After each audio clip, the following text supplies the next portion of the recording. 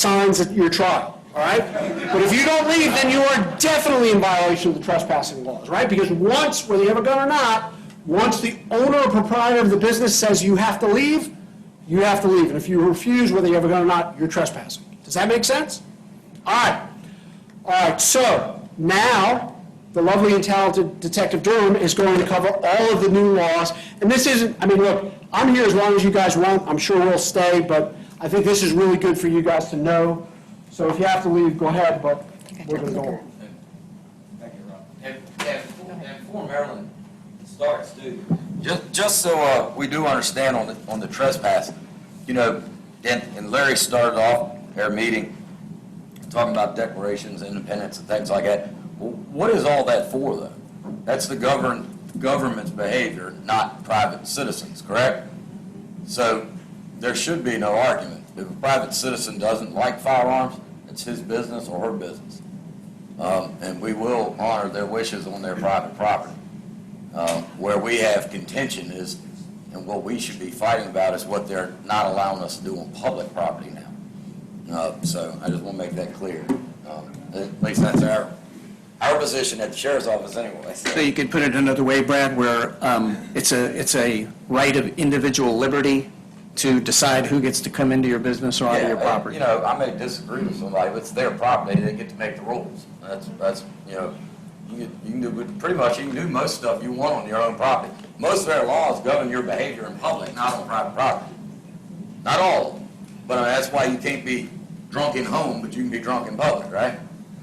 Okay, because That's what my wife says. I don't know. well, your wife might not let you be drunk at home either, but so I do want to make that clear. Okay. That here we do get that call quite often, and we are. Look, the sheriff's office and law enforcement in general is not the answer to all problems. Okay, so there's a lot of things we get called to that we have no authority in, and quite often that's where trespass comes up.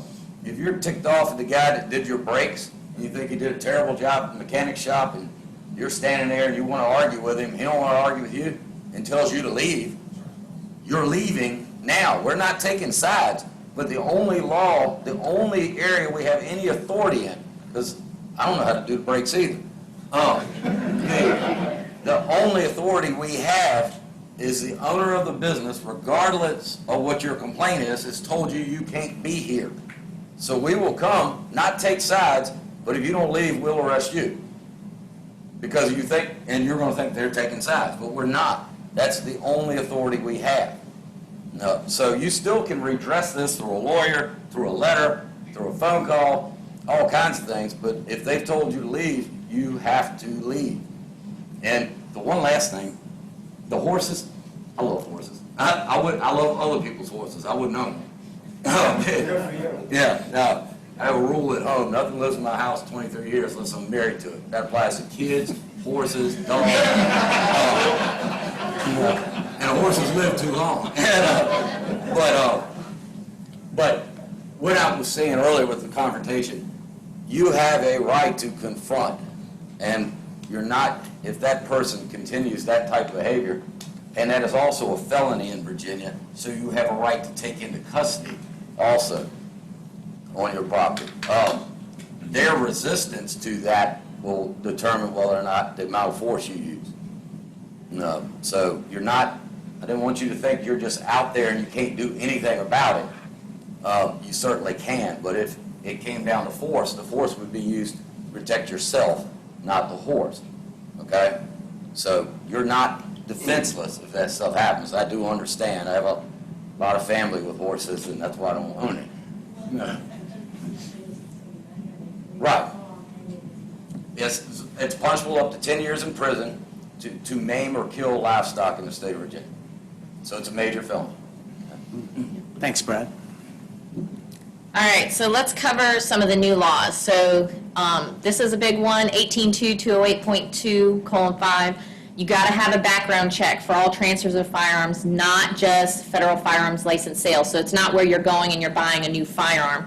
This is if you're giving a firearm to anybody else or you're purchasing a firearm from somebody else, anything of services, money, or value. So in other words, I give somebody cash because I want to purchase a firearm from them, and their neighbor down the street, I got to do a background check, okay? That's by law. I need my brakes done, since we brought that up, and I'm going to give you a firearm in place of you working on my brakes. That's something of value or a service that I'm getting in return. I've got to have a background check. You do have to use someone that has a federal firearms license. So that's the big one. So you're going to have to go like to the pawn shop, to someone that sells guns. You can go to a gun store. There are a few private individuals that do have them. But most federal firearms licenses are going to be with somebody that has a business that does something in selling or buying firearms or any type of ammunition. It can take up 3 days. He put up here 3 days to run, so it can take 3 days to come back. Sometimes it comes back in 24 hours, but you got to remember that by law, it says they have up to 3 days. They don't count Christmas, so you got to remember holidays and things like that. Also, it's $17 is what the maximum amount is. There's 2 code sections that control how much you have to charge to run that background check, and it's $17 because I looked it up. Yes. Potential penalties for forgetting to do that. So potential penalties for getting that is a question. So, yeah. Class 1 misdemeanor. Yeah, class 1 misdemeanor. Up to a year in jail. Yeah, class 1 misdemeanor. So for those of you that don't understand how the misdemeanors and felonies work, class 4 is the bottom, just a civil penalty, no jail time associated with it. Class 3, same thing. Then class 2, you start getting into up to 6 months in jail plus a penalty. Class 1 is up to 12 months in jail. Once you hit your felonies, it's class 6 up to class 1. You know, it starts at the bottom, and those are the ones that you're going to have a year or more in prison, not jail, but prison. All right. So 18.2 through 8.5:1, bump stocks are banned. So bump stocks are a specific type that you can add to a firearm. So all you do is smack the side of it. Basically, it re-engages the trigger to keep on firing the weapon. Those are banned. 18.2 through 8.2:2, 1 gun a month. Virginia had this law before. They've brought it back. 1 month, you can only buy 1 gun a month, and it's within 30 days. So I know this has been some argument. I've read some articles on this. It's within 30 days. So although this took effect July 1st, what we were seeing is if you bought a gun in June, on June 25th, you can't buy a gun until July 26th. And it's 1 extra day if there was a month where it was more than 30 days in the month. So example, you know, July 31st, right? Because there were 31 days in July. Does that make sense? This one kind of stinks. It does not apply to law enforcement officers or if you have a concealed handgun permit. Now, for those, you can buy a gun once a day, but it has to be within 24 hours. Again, you buy it at 5 o'clock this evening, you can't buy one until after 5 o'clock the next evening. Any questions on that one? All right? Yes. So yeah, there is a little bit of a loophole in the system. If you are given a gun, say it's your birthday, or your dad passes away and they leave you some firearms, that does not count. It's anything of value or services or money in return. It has to be an exchange. If somebody's giving you one and they're not getting anything in return, it does not apply. Any other questions on that? I thought I saw a couple of hands. All right, 18.256.2. So this law was already in existence, but they have changed the penalty from a class 3 misdemeanor to a class 1. So again, it was a civil penalty. Now it carries up to 12 months in jail. If you allow minors access to firearms, so specifically any child, if you recklessly leave out a loaded, unsecured firearm and it endangers the life of any child under the age of 14. So this can be something as simple as, I leave my firearm here because my kids are playing Xbox and they're not paying attention. That is leaving it out recklessly, right? It's not locked up, it's not secured. Any of those children can come in and pick up that firearm. So that would constitute that. Any questions on that one? All right, let's look at the next one, 18.287.5. This is a new one, 48 hours to report to law enforcement or to your local law enforcement agency, so it could be Powhatan Sheriff's Office, but it could be any local law enforcement agency or the Department of State Police. You have 48 hours from the time you notice it. Now, the question that we get the most is, hey, I put it in my safe, or I locked it up in a lockbox, and I didn't notice it for 2 months. Last time I saw it was 2 months ago. Am I going to get in trouble because it's outside the 48 hours? It's 48 hours from the time that you notice that the firearm is missing. One of the good things that they wrote in this specific law, too, is if you make the report, hey, my gun was lost or stolen, we come out, we take a report, we enter the information into the system, and then a couple days later, your husband's comes walking in and he has your pistol, and you're like, oh my gosh, I just reported that. You cannot get in trouble for that, okay? You just call us back and say, guess what? My husband took it to work today. I didn't realize that he took it to work. So you can't be charged with false police report or anything like that. Any questions on that one? All right. There's going to be a voluntary do not sell firearms list. So this was established this year, but it's delayed effectiveness until July 1st of next year, so 2021. So it prohibits transporting, possessing, or selling any firearms to a person who voluntarily registers themselves on this list. It's a class 3 misdemeanor if that person has possession, transports, or sells any firearms. It's a class 1 misdemeanor, though, if you sell a firearm, give, or furnish. So in other words, you don't have to sell it to them or get something in exchange. If you give it to someone you know is on this list, it is a class 1 misdemeanor. How would anybody, not an attorney or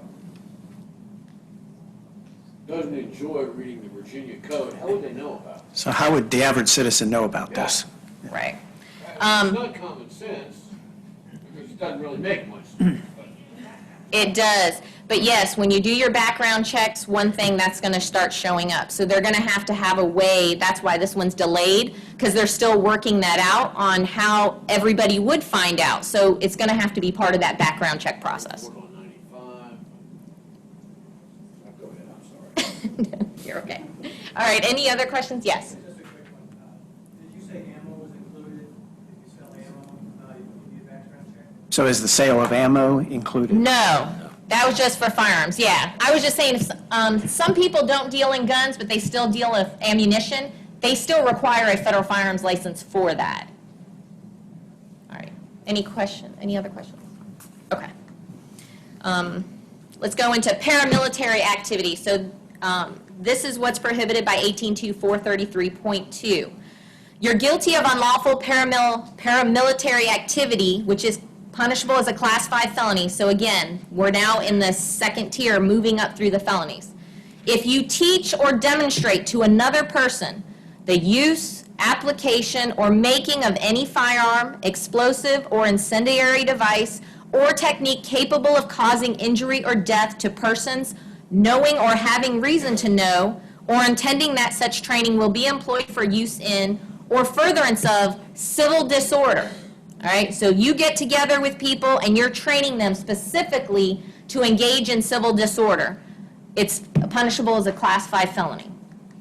If you assemble with one or more persons for the purposes of training with or practicing or being instructed in the use of any firearm, explosive, or incendiary device, or technique capable of causing injury or death to persons intending to employ that training for furtherance of a civil disorder, or you violate subsection A of 18.2.282, which Rob covered, which was the brandishing law, point, hold, or brandish, while assembled with one or more persons for the purpose of and with the intent to intimidate any person or group of persons.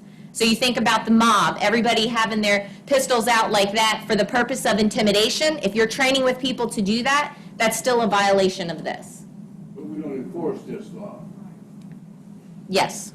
Well, it's brand new. It's brand new as of Yeah, July it's brand 1st, yeah. new. Oh, okay. Yes. Any other questions on this one? Yes. Where are you training a nephew to use the gun? Through what? So if you're training a family member, training a friend, So if you're training them to hunt, that doesn't apply to this code section. So this is if you're doing any kind of training with firearms for civil disorder, like with the intentions for civil disorder. I train a lot of kids that use firearms. A lot of kids. Yeah, I'm right there with you. No, for civil disorder is what they're looking at specifically. Can I bring something up right here? And it's not, we keep using the term firearm, but actually what this law covers is, and you said it, firearm, explosive or incendiary device or technique capable of causing injury or death. A technique? I mean, you're talking karate, you're talking a Molotov cocktail, throwing frozen jars of whatever might be included here. My interpretation, I'm not a lawyer, but I do play one on TV. But the point I'm trying to make is, I see this stuff almost every day. I see this on the news in Portland almost every single day. And, okay, Portland's in Oregon, we're here in the Commonwealth of Virginia, but this, to me, goes way beyond, what bringing up, training family members or whatever. If somebody, Don brought up, Molotov cocktail potentially thrown at your house or something, how come all these people are able to do this? And you know what I mean? There's a lot of people getting a free pass here. That's what I'm saying. And yet, I have a feeling if many of the people in this room were to do half of what I'm seeing on TV, they're going up the river. That's kind of, and I won't stand for that. So this is a terrible law to me. That this seems to be applied, the application of it has been horrific, and the consequences of it seem, I don't know, this just seems to go against the grain. Sorry. Okay. Go Coming ahead. down to civil disorder, we have, I'm a member of a group of people, we're getting ready to have Jeff Jolly and some of the other guys out to do some training for us, tactical training. And we're not intent on creating any civil disorder, but we'd like to be able to stop civil disorder should it become a problem. So, how are we gonna be viewed? And are we gonna be subject to this law? Now, here in Powhatan, I think this is a good question for Rob. We've got common sense here, but Well, so I think what you just said was the most important thing, is we have common sense, right? Now, Yeah. if you are out there training with firearms, you're not doing anything different than I do, or sheriff does, or anything like that. Now, if you all get together and say, all right, guys, let's do this, let's train this week, so next week we can go burn down the courthouse and, shoot all the police officers, that's a different story, right? That's not what you're doing, so the law doesn't apply to you. Just getting together as a bunch of guys to train, there's nothing illegal about that at all. And furthermore, if someone were to say that was illegal, the correct answer is, okay, you show me, you prove to me what it is that we did or said that would be in the furtherance of inciting civil disorder. Rob, can I paint you a scenario real Sure. quick? Okay, so let's say some people out here in Powhatan train together, maybe they go to the shooting range together, maybe they hunt together or whatnot. And so, let's say 5, 10 people. And a quote-unquote peaceful demonstration arrives in Powhatan. And there are people looting, people burning, people throwing Molotov cocktails in one of our restaurants, spray painting graffiti on the courthouse or whatever. These 5 or 10 people, let's say they respond, and hopefully the sheriff is taking care of this, and I've spoken with Sheriff Nunnally, and he's got wonderful techniques in place, he knows what he's doing. How does that play out? Well, if they respond, I can't imagine, I can't see any way how, and take it away from Powhatan, take it away from me or Dickie or anyone like Right. that who has common sense. From just a legal standpoint, how do you prove that they were there with the intent to foster civil disobedience, right? Are they standing there saying, yeah, burn the courthouse down? Well, if they're doing that, then okay, maybe. Right. But if they're just armed and there as a protective force, I don't see how any judge or any jury could find that they're there in the furtherance of civil disobedience. Now, and again, I can't say a blanket statement, yada, yada, but based on what you're describing, no, those are armed citizens that are there to protect themselves and to protect society as opposed to, tear down society. Good. Okay, thank you. Hang on, we got hands up here. The sheriff appreciates their presence as a show of, I'm not saying he needs it, but if they thought he did, would he consider that a help? Yeah, this is, Virginia is a short version. The paramilitary codes have been around for a long time, especially in federal. I shot competition for 15 years, and at different ranges I'd go to, they were so worried about it that they wouldn't let you dress alike. Yeah. Serious. No, there were some ranges I went to, you're not allowed to wear camouflage BDUs to the match, because part of the federal code says it does mention groups of people dressed in similar uniform. So they were so nervous about that. But the crux of it all is, are you teaching people to commit a crime? If you're not doing that, you're fine. You haven't done anything wrong. And we certainly rely on our citizens for help around here quite often, so. We Yes, got one sir. in the back. This law sounds to me like it's illegal to form a militia. No, it's illegal to form a militia to overthrow the government. If that's not what you're forming it for, then you're not breaking the law.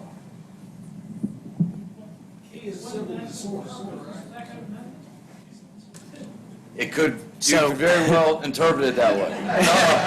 Okay, for the folks, wait, for the folks at home, I want to retract, Bruce brings up a very good point. He's asking, it seems that this would preclude a militia, and, now we're into, isn't that what a militia is for? And, I kicked this off with the Second Amendment is for the security of a free state, being necessary for the security of a free state. So I'm starting to think it depends on which government you're trying to overthrow. Well, and we can get that's a very good point. And we could get very deep in the weeds in this, and I think we probably won't right today. That's not what today's about. But what I will say on that matter is you do need to be careful that who under Virginia state's constitution, who does the unorganized militia report to? It's debatable, but possibly the governor. The governor. Yeah. But I'm going to put my asterisk. I'm going to put my asterisk on that and that is any, I was a naval officer for 12, 13 The years. naval and- militia also reports to the governor of Well, Virginia. I'm just saying, yeah, but he can't swim that far. No, he can't. So and I'm not going to let him use the Coast Guard to get out to us. So, but in the military, anybody that's been in the military, and there are several here I see, you are required under the Uniform Code of Military Justice to obey all lawful commands. If there is an unconstitutional, unlawful, immoral order coming from anyone up the chain in a military environment, including an unorganized militia, you do not have to obey that law. So anything, if, I'll just throw out an example, if the governor were to say, hey, I'm going to activate you, you're going to throw sandbags up because we got a hurricane coming, I need your help so the river doesn't destroy, this part of the city, then you salute, yes, sir, down you go. On the other hand, if they're saying, we don't like those people over there, go burn their house down, you can in good conscience and legally refuse that order if it's considered unlawful and immoral. So I just thought I'd bring that part up. I know people have been talking about this a lot out here, so I just thought I'd bring it up.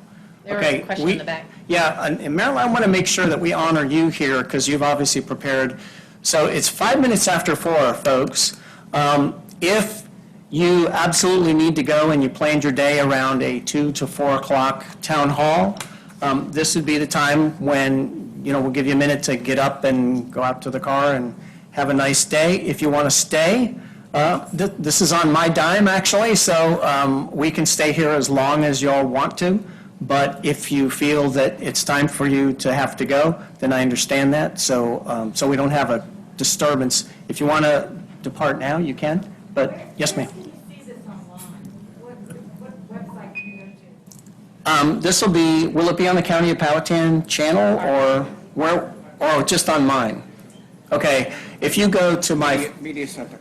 If you go to my Facebook page, okay, So my supervisor Facebook page, I will have the link to this up there. So we're live streaming right now, but we'll also have an archive. Yeah, but it's always better live. Popcorn tastes better, right?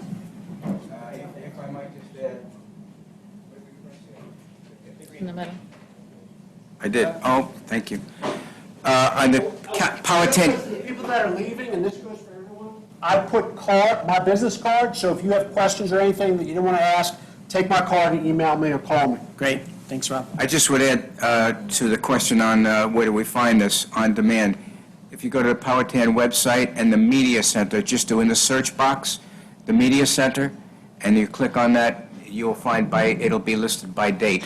And Don, I'm gonna jump in there. We were talking about this, but this is not a County of Powhatan event. This is a Supervisor Nordvig and PCA event, so it's gonna be on my YouTube link. Sorry. And we had discussed this. I understand why you're saying that, but I saw the head shake from John Wood. That's what I'm saying. This will not be on the county website, but it will be available. A couple questions. As far as self-defense goes, you see on TV all the time, the protesters, peaceful protesters attacking people in cars, pulling them out of their cars, beating them up. Is that a ground for self-defense if you fear for your life? Yes. Yes. So you can pull out your gun, carry it, you're armed legally, and shoot. Yes. Yeah. If they're, like you think about it is if they're just blocking your way, where, is there really a threat if they're just blocking the intersection? No.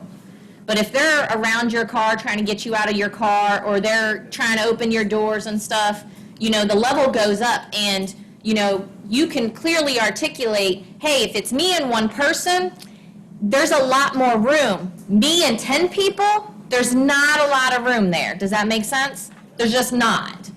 Do you have any other question on that? No, I have another question. Sure. Brandishing, is it possible, I'm sure it is, let's say you're armed, carrying a weapon. Somebody on the streets, some anti-gun person maybe, says, you brandished the weapons at me, call the sheriff, and says he brandished the weapon. Can you indeed be charged with that? You mean just because you're open carrying? Yes. Okay, so if you're open carrying, can you be charged with brandishing a weapon? Okay, no, you can't. So one of the parts in the code section in 18.2.282 specifically says reasonable fear. So just because I'm walking down the street and it's strapped to my hip, that's not a reasonable fear.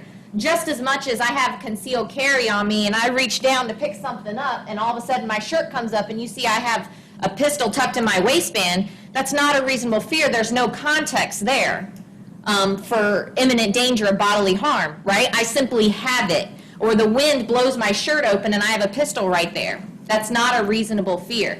There's actually case law out there. I don't have it with me today, but there is case law that specifically addresses that issue. And if you go to the Harvard Law School Case Law Access Project, and it's accessible to everyone, you simply go on there and you search these codes. If you typed in Virginia 18.2.282, it'll bring up all the case law associated with that specific section there. But there is some out there that specifically says inadvertent citing is not enough as well.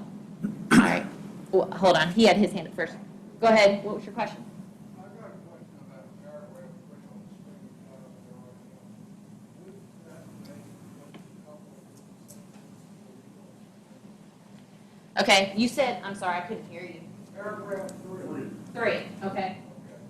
Wouldn't that make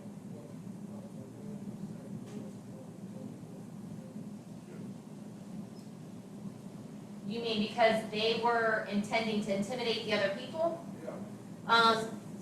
Yes, it could for the brandishing. We don't know what Missouri-specific laws are on that. I'm going to use this In Virginia?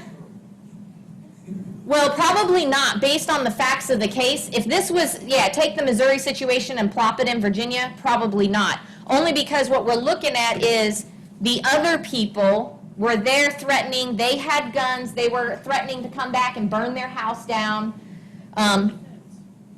So they can't be charged with brandishing because one point in the brandishing section, it says you cannot be charged with that if it's in justifiable or excusable self-defense.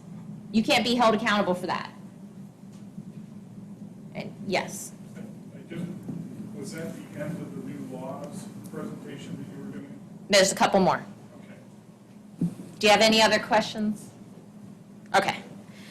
So there is this one here, emergency. So there's two laws, emergency substantial risk order and then a regular substantial risk order. These are known as the red flag law. So initially, as it was proposed to the General Assembly, this is the one that everybody was afraid of, like, hey, anybody could go before the magistrate or a judge and say, this person's crazy, I want all their guns taken away from them.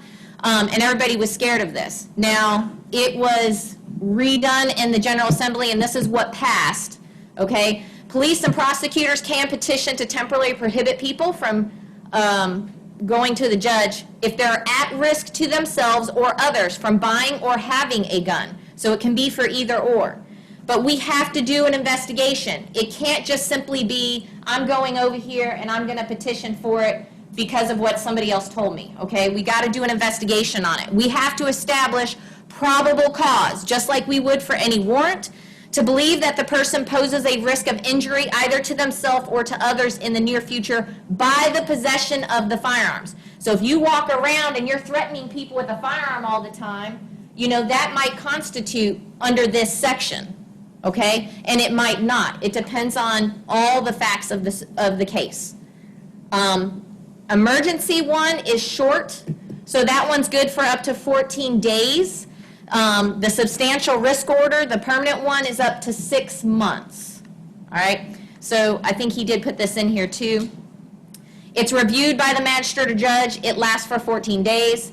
The circuit court reviews that within 14 days. So if you're served with an emergency substantial risk order, within 14 days, the court has to decide if they're going to issue you a substantial risk order to prohibit the person from buying or possessing a gun for up to 6 months.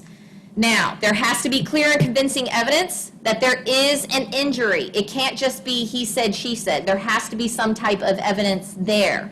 The other thing is there's going to be a hearing. So once you're served, you would have to come to that hearing, all right, to say on the other side. Is that right, Rob? They have a right to come to the hearing, Oh, yeah. right, for the substantial risk. Yes, absolutely. Yeah. To try to convince the judge not to issue the. Right. It's civil in nature. A substantial risk order is not criminal, and it's similar to like a protective order. So you guys, I'm sure, have heard of what protective orders are. That's what this is, except for this is dealing with specifically firearms. Okay?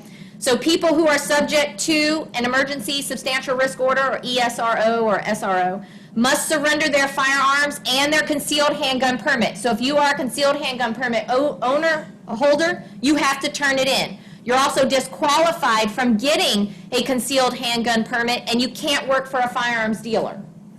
All right, which makes sense, right? You can't be around firearms, can't possess them, can't transport them. This is just for the duration of the order. So once the order expires, then you can have your concealed handgun permit back, you can have your firearms back, but just while it's in place. All right, let me, Go ahead, jump in. yeah, let me jump in real quick on these. This has been a very controversial piece of legislation. Yes. So before we have a bunch of questions about it, I'm going to ask your sheriff and the county, I'm going to make a statement about red flag laws. People's mental health is important to us. Having a mental health issue is no different than if you broke a leg. It's something that needs to be treated, something that you need care for and need to be respected. We have a process in place that has always been in place that deals with dealing with the subject that needs help, not his firearm. And that's been a TDO process where we take people into custody that are a threat to themselves or others. I am more concerned about dealing and helping that person than I am about being concerned about whether he owns a firearm. If he's truly TDO'd and he has mental health issues that would make him a risk to own firearms, it is covered under the TDO that he's not allowed to be in possession. I do not believe, or nor do I support the red flag laws as they were passed. This county, I doubt we will utilize this at all, because I cannot think of an instance where the red flag law would apply to you and you not also need mental health care. So we are going to deal with your mental health if you're having an issue, and those are generally temporary issues. We are going to deal with that. We're going to take care of people like we should take care of people.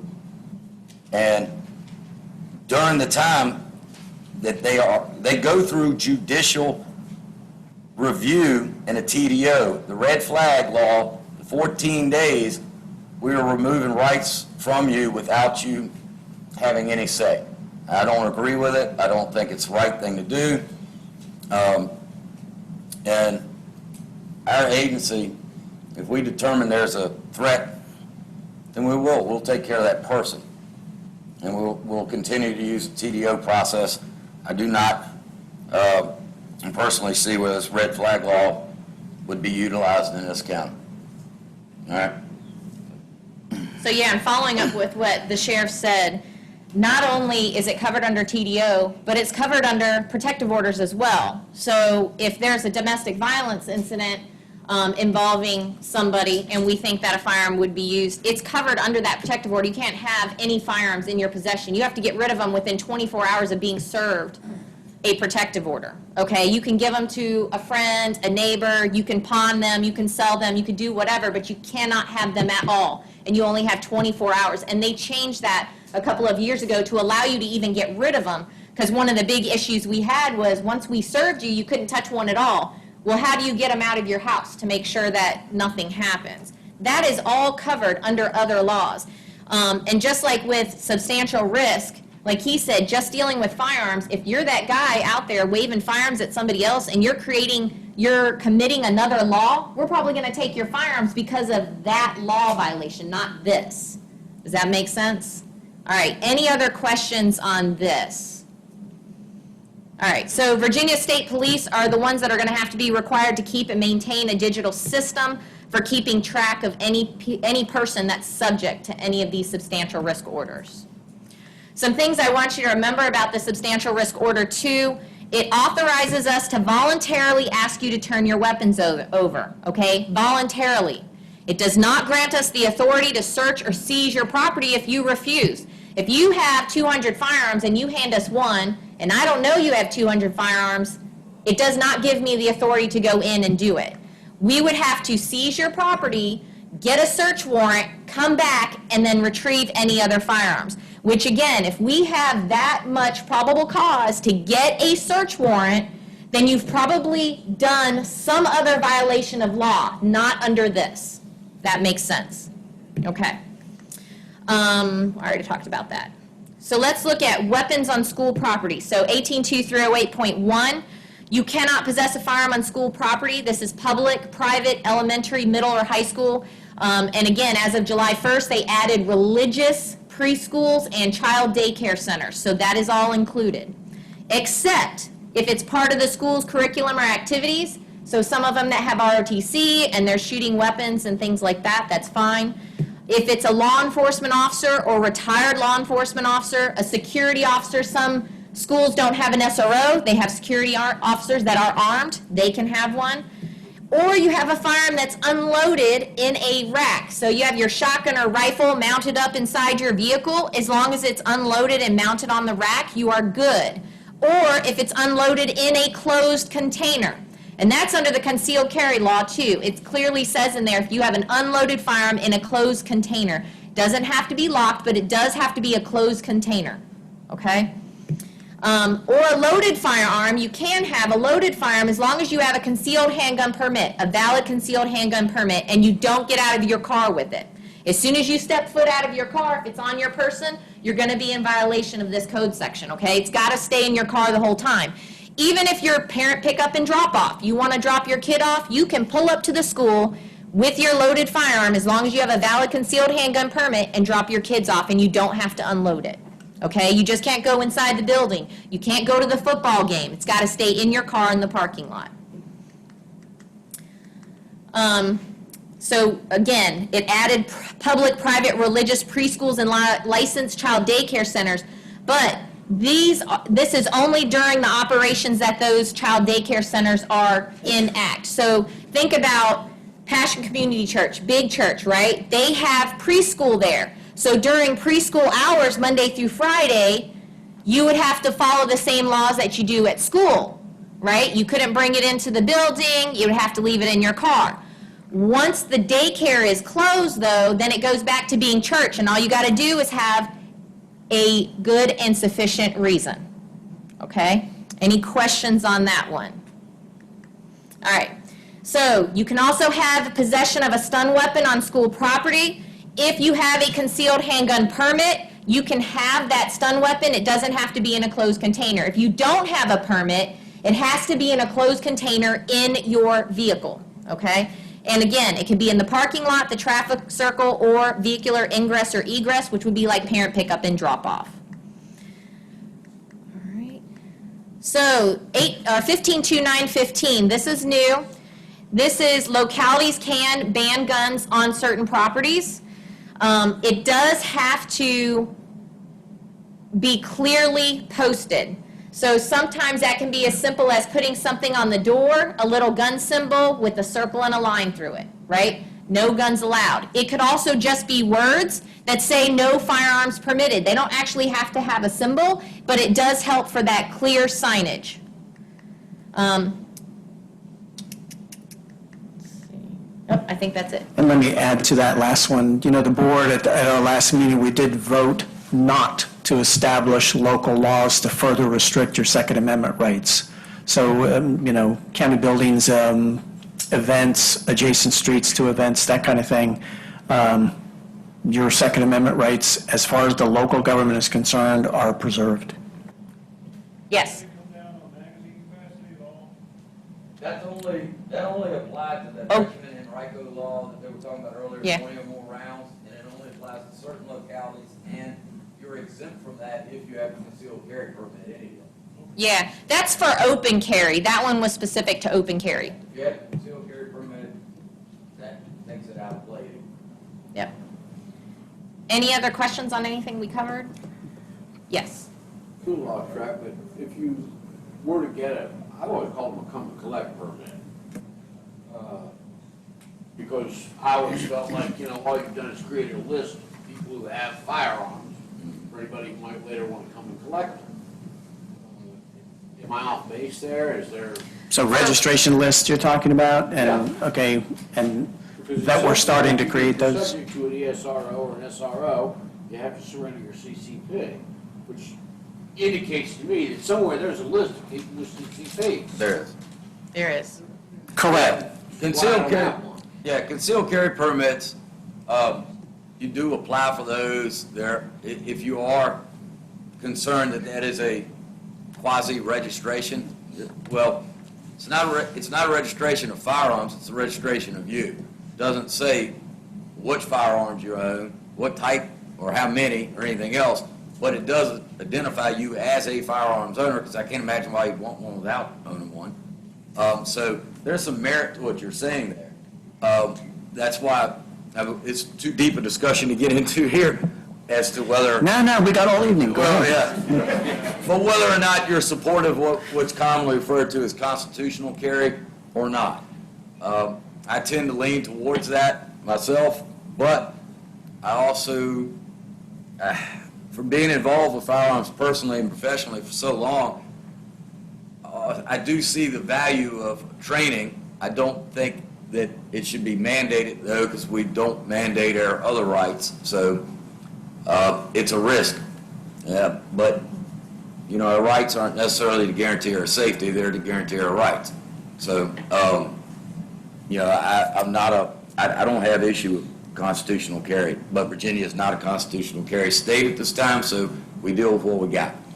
Okay? So while there is a list, because there is, you do put in an application, I will say this. I know plenty of people, I've been teaching concealed carry classes a long time, that simply take the class because their spouse carries. Right. And they just don't want to be caught in a position where it's left in their car.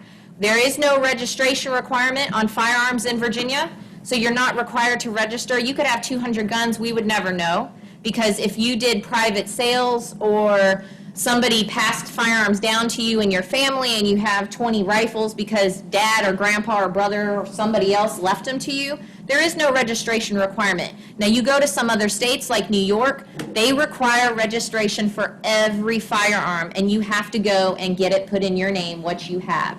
In Virginia, we don't have that.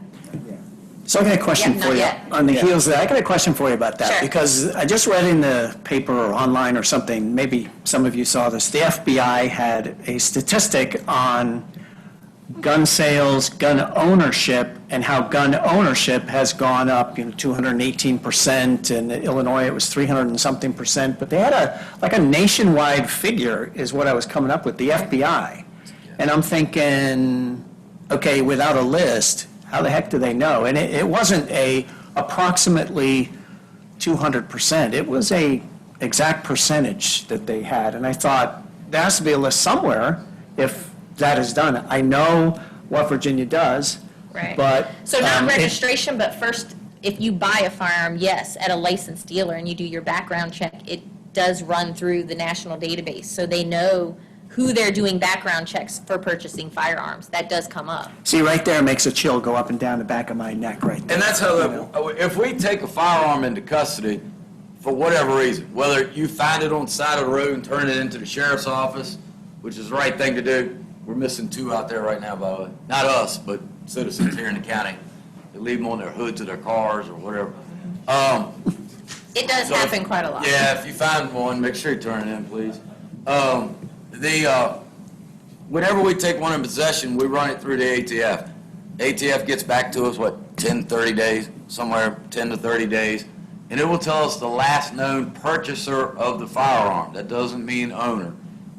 So we backtrack from there. We try to make contact with them, and they'll tell us, well, I sold it so-and-so, it's not mine anymore, things like that. So, yeah, that's why this private sale law, what they kept referring to as a gun show loophole, which is not a loophole, but that's why that, if you're looking at that as an infringement, that is what made that so dangerous. I have firearms that I have bought from friends, bought from people I don't know. I don't know how many times they've been sold between me getting it. I mean, but it's nothing wrong with that. It's property. It's not an illegal product. This private sale thing is going to be a real headache. I'm hoping that we'll have an opportunity to repeal that. The Sheriff's Association, we did not endorse it. I'm on their legislative committee. Some of our sheriffs wanted us to, mainly because it makes the investigation easier. But, To give up rights so Yeah. that you can do your job easier is not what the Constitution and the Bill of Rights That's is not what the about. Constitution is all about. And look, I had one sheriff that I had to argue with when we were lobbying to not pass this, that, wanted us to pass it because he used to be an investigator, and it would have made his investigation so much easier. And I was, well, if anybody could do it, I could hire anybody. I hire investigators. You got to investigate sometimes. So we were not in support of it. Word. I think it's might make it easier, but violating a basic right to make your job easier is nowhere near justification. So, I'm hoping that this one will go away eventually. I agree. Yeah. There's currently a stay for 18 to 20 correct? Restrictions on their light pistols. If they go through an FFL, a lot of people doing a pistol at the age of 18. They're trying to figure that out, because you can own a handgun at 18, but you cannot purchase one, nor can you purchase handgun ammunition. Yep. And when they pass this thing, they're rushed to get it jammed down their throat or whatever, they miss that. Because the common misconception is, if you can't buy one, you must not be able to own it. But that's not the truth. Your 18-year-old son or daughter can own a handgun, they just cannot purchase one. And they cannot get a concealed carry permit until they're 21. So they can open carry at 18. That was my daughter's 18th birthday gift, was a handgun. But Yeah, and So and there is. Does she date Brad? I'm just asking. Does she get any dates with that? I'm just, She does a. Safety. Yeah. maybe, we'll talk later. Yep. Question? Question about the road rage case. Yes. Now, in any way, could the person who initiated the road rage be charged with any type of assault with a deadly weapon, using a car, brake checking on somebody, doing something out on the road? And now, if he was to shoot back after being shot at, what would be his? So for those at home watching the road rage case that we looked at when Rob was speaking, so can the car be judged as a deadly weapon if the guy's brake checking on you and you're doing 55 miles an hour, et cetera, and, now shots are flying? So good question. Well, I will say to brake check you, you gotta be driving too close in the first place. Right. And now, Ooh. and now are you liable for that, for tailgating, or is that? I don't think we the biggest could- thing you're gonna get? Yeah, but I don't, if you're saying the guy that brake checked, did he demonstrate the use of deadly force or serious bodily injury? I would Not if say you put no. yourself on his bumper. You Yeah. put yourself in that position, right? Yeah. Let's say he brake checked you, you guys crash, or you. They charge him with reckless driving. Reckless driving, okay. And Yep, now what if or he even shot following too closely. But what did you charge I mean, that guy with, Rob? Well, we talked about charging with reckless Right. driving, but when push came to shove, I said, this guy was almost killed. And I wanted him to testify, right? So I didn't want him to hate me.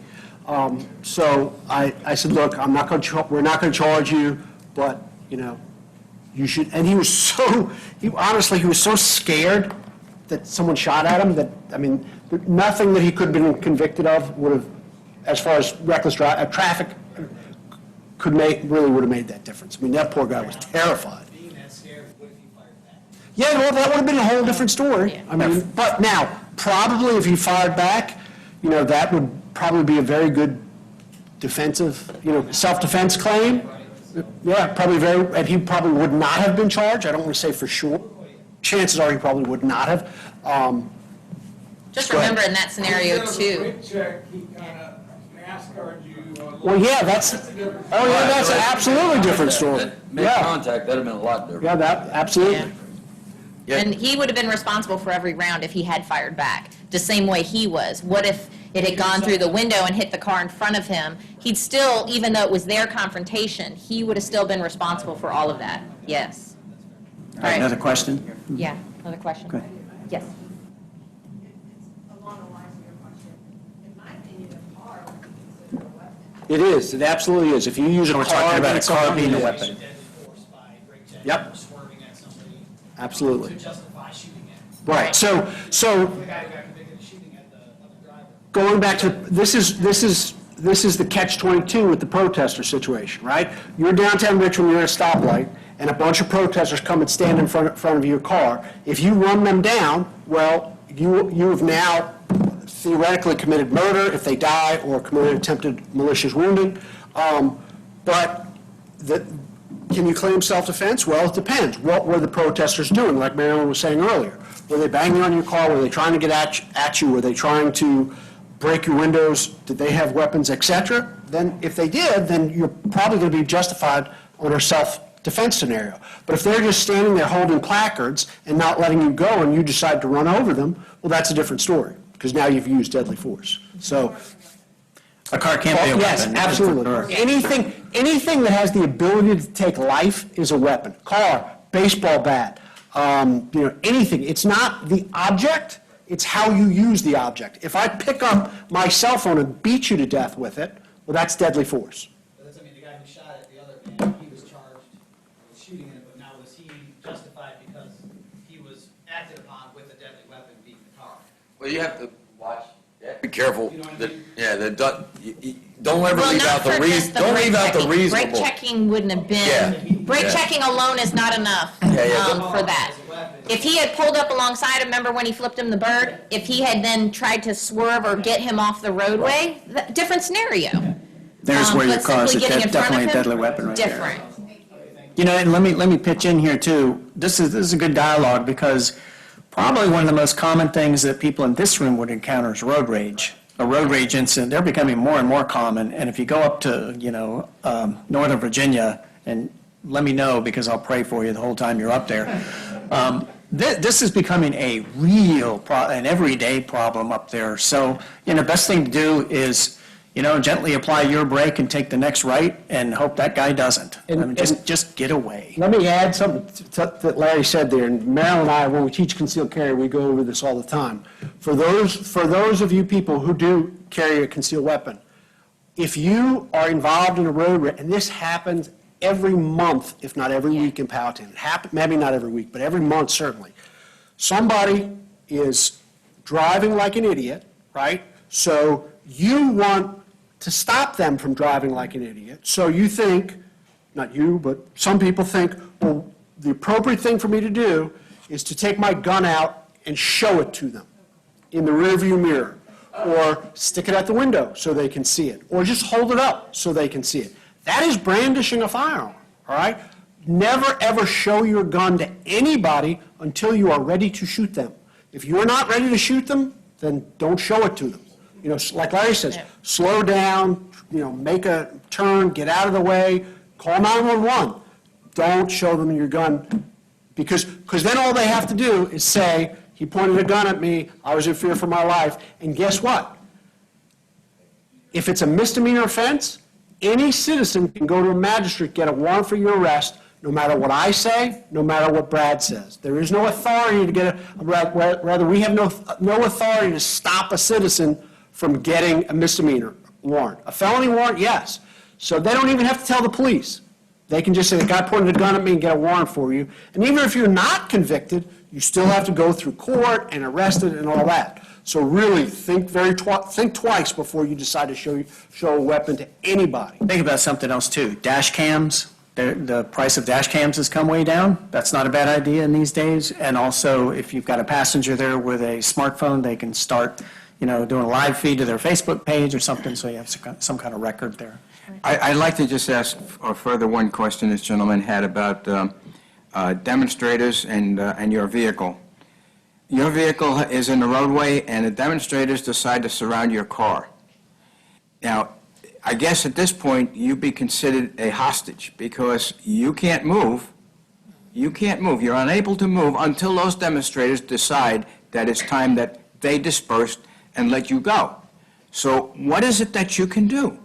I mean, you can't run them over, you can't back up, so you're what?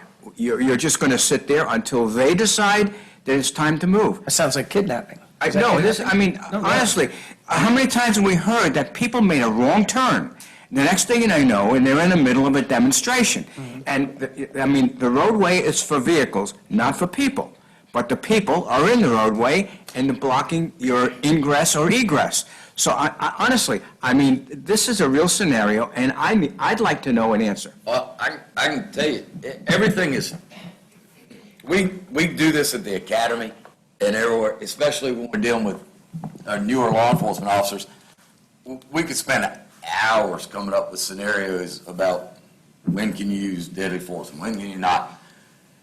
You have a responsibility, if you're that person sitting in that car, to use reasonable force to get out of there. Now, would reasonable force be as soon as they surround the car, I decide to see if I can go from 0 to 60 in 4.5 seconds? Or would it be to slowly try to accelerate out of there? Or try to back up? It's just like the Richmond officer that got cleared, that the mayor kind of cleared, then didn't clear, then cleared again. He used options. He couldn't go forward anymore. They started banging on his car. He tried to go to the right, go across the sidewalk into a clear area where there were no protesters. They moved.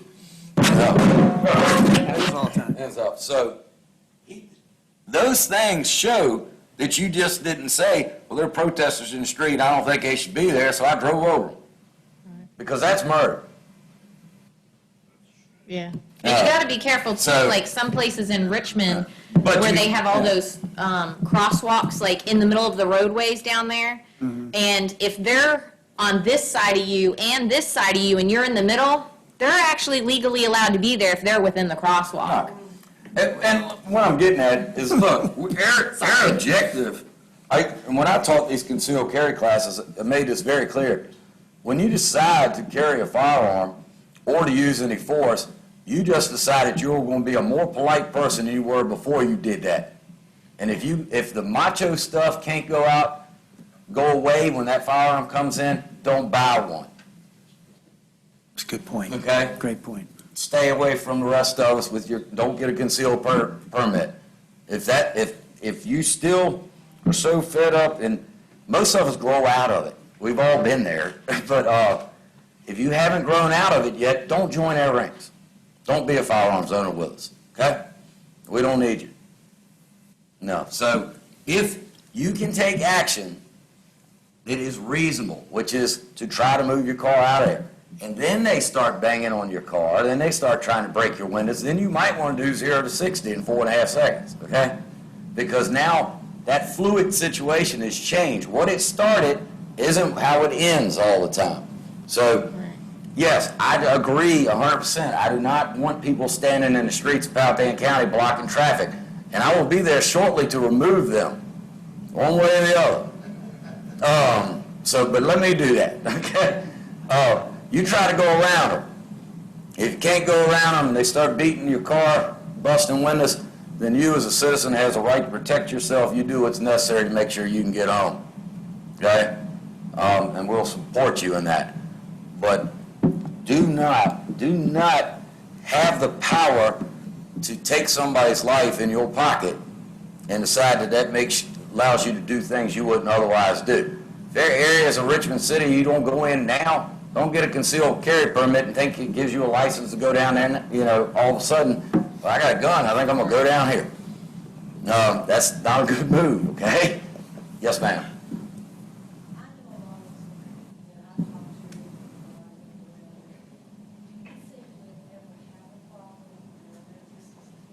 Do we think we're going to have a problem with demonstrators showing up out here?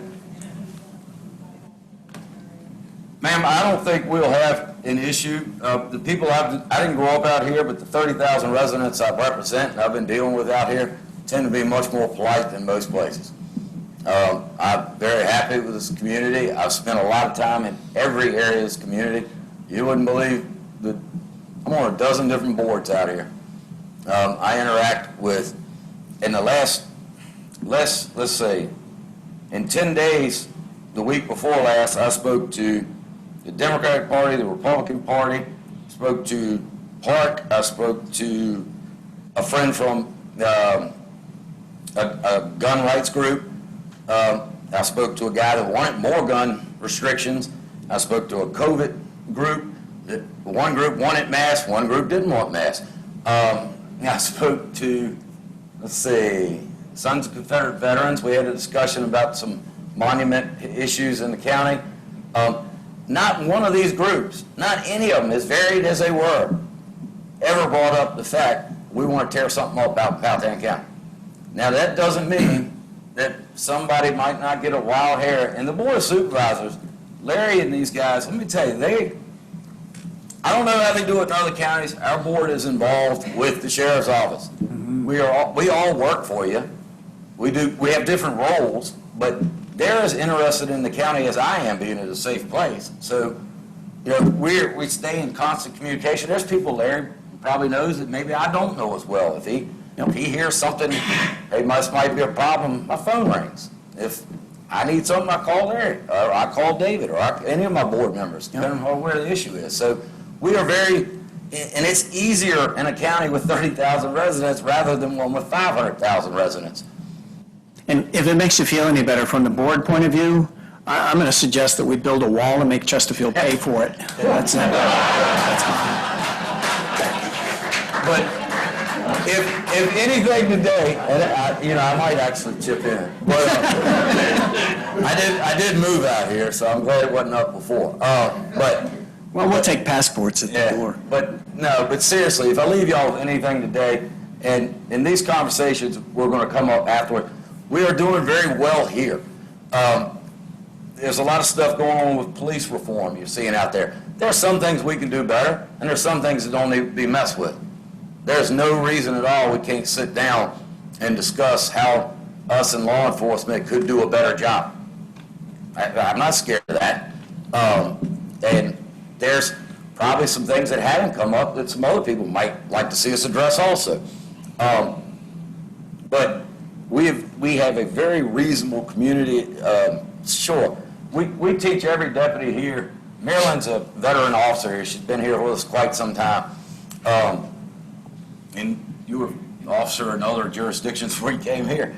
We teach every deputy out here, you treat every person in this county like they're your neighbor, no matter why you're dealing with them. But remember, we do arrest their neighbors. Okay? So, you know, I was in customer service and management with UCROPS before I got into law enforcement. Loved it. Customer service is great. This job's customer service. It's just now you're not always right. And when you're wrong, I arrest you. I haven't written a discount for nothing in 23, 24 years. Okay? So, I don't want to take up too much time. And the question about the protesters, I do hope you understand that. You don't have to sit there and be assaulted. But we have to use reasonable, good judgment. We can't let anger take over our judgment. If we are, we might as well be back in elementary school. Okay? We have got to, as responsible citizens operating with constitutional guarantees, it does require that you use good judgment. Okay?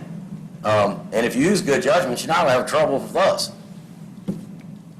Yeah, Well I would said. honk your horn and be mindful too that if you plow through the ones that are around your car, there could be people who are not involved that are beyond that.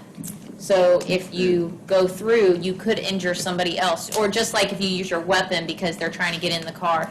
But that's a responsibility that you would have to accept. And what was your question? Are we ready? Last question? I just want to add something. If we all recall the community survey that was done a couple of years back, the Sheriff's Department, I remember, got a 92% rating. So while Sheriff Nunley indicates there could be some improvement, I think he's doing a damn good job. So,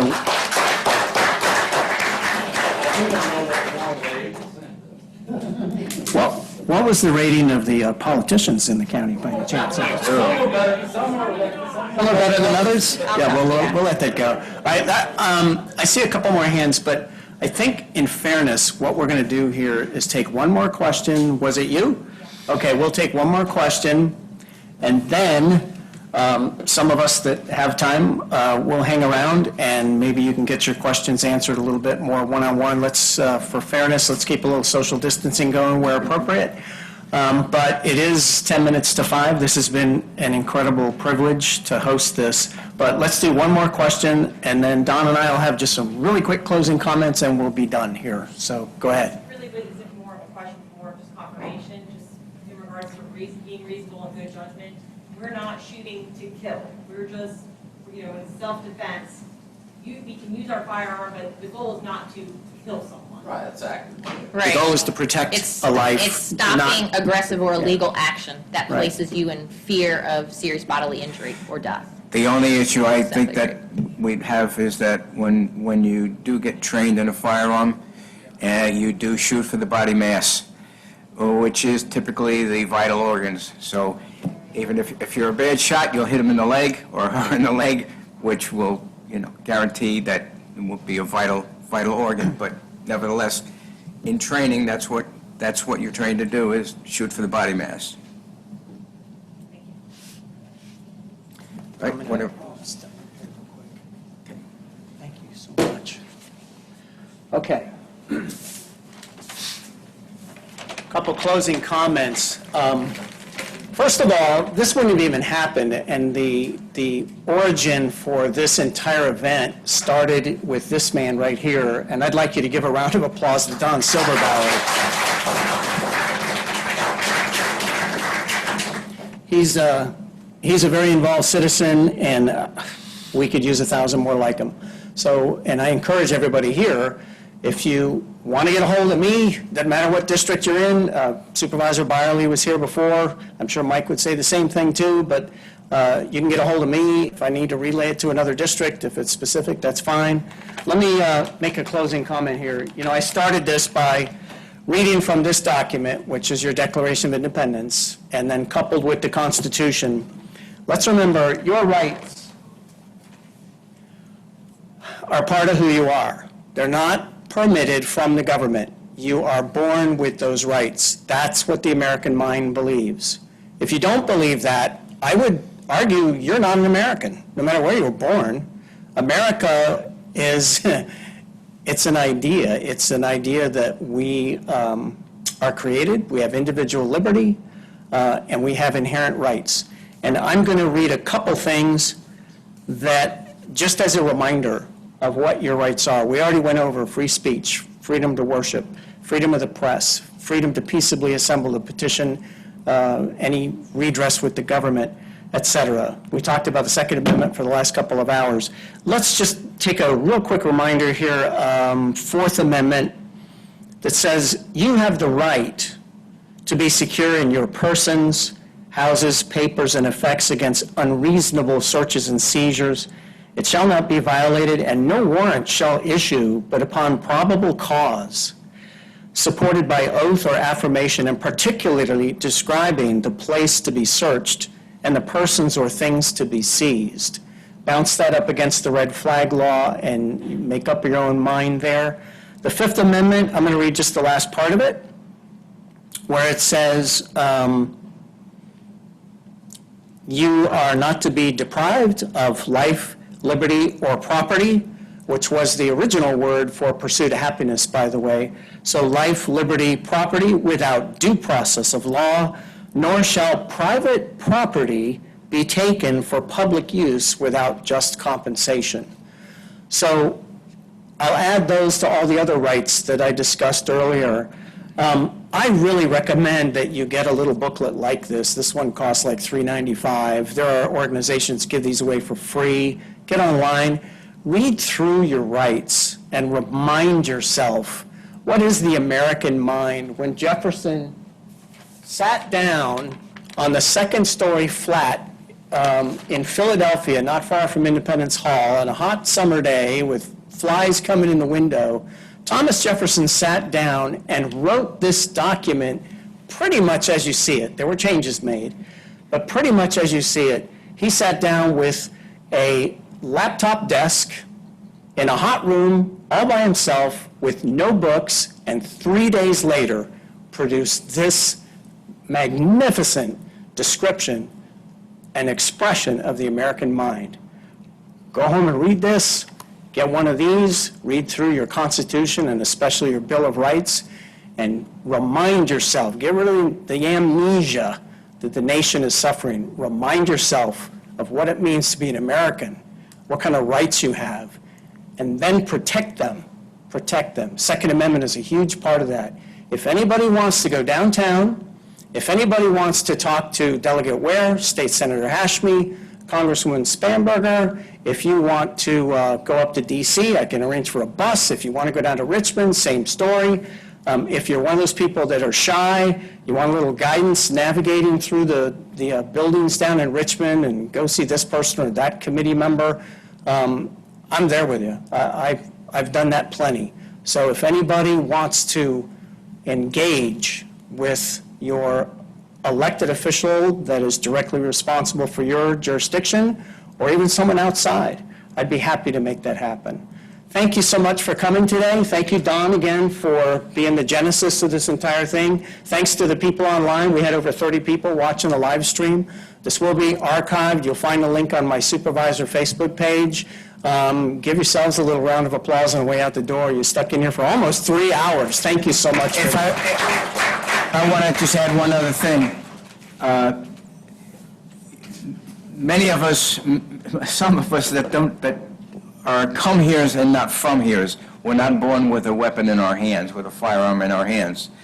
So if you don't have a firearm, or if you're considering a firearm, it's a tough decision. It's a decision that in many cases you might need help with.